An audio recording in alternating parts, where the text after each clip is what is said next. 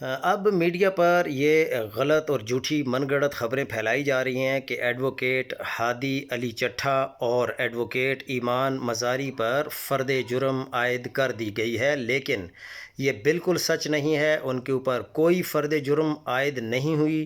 جج صاحب نے جو بھی غیر قانونی کام کرنا ہے وہ ضرور کرے، جیل بھیجنا ہے تو ضرور بھیجے، لیکن ہم لڑتے ہوئے جائیں گے اور ہر روز اس ضمیر فروشی کے اڈے کو بے نقاب کریں گے۔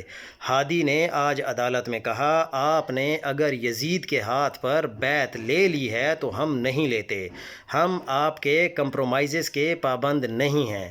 جج صاحب جتنے مرضی جھوٹے، جعلی اور غیر قانونی آرڈر پاس کرنا چاہتا ہے کھل کر کرے، ہم کھڑے ہیں اور ہم ان کی دھمکیوں سے یا جیل اور حوالات سے نہیں ڈرتے۔ ان کے پیچھے بے شک ٹینکوں والے یا کوئی اور کھڑے ہیں، لیکن ہم بھی سر پر کفن باندھ کر یہ کام کر رہے ہیں۔ ایمان مزاری کا دو ٹوک جواب۔